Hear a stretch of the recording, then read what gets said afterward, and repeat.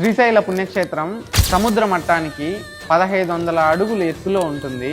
ఇక్కడ ఉన్నటువంటి పాతాళగంగ బ్రహ్మగిరి, విష్ణుగిరి, రుద్రగిరి అని 3 పర్వతాల మధ్యగా ఉత్తర వాహినిగా ప్రవహిస్తుంది.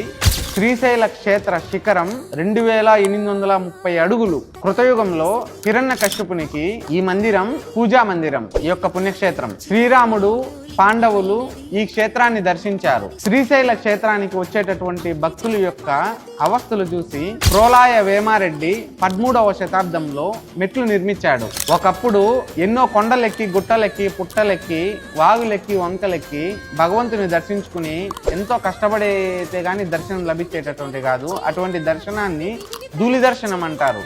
అలా ధూళి దర్శనం చేసి కొండపై నిద్ర చేసి పాతాళగంగలో మునిగి స్నానం ఆచరించి మళ్ళీ దర్శనం చేసుకునేటటువంటి వారు నేటికి కొంతమంది స్వామిని ఇదే విధంగా దర్శనం చేసుకుంటూ ఉన్నారు. ఈ భూలోకంలో ఉన్నటువంటి 12 జ్యోతిర్లింగాల్లో కేవలం ఏదైనా జ్యోతిర్లింగం ఉంది, భగవంతుని యొక్క స్పర్శని మన చేతితో తాకేటటువంటి సౌలభ్యం మనకి లభిస్తుందంటే కేవలం ఒక శ్రీశైల పుణ్యక్షేత్రానికే ఆ యొక్క నియమం ఉంది. భగవంతుడు తాకేటటువంటి స్పర్శ అవకాశము ఈ పుణ్యక్షేత్రానికి మటుకే ఉంది.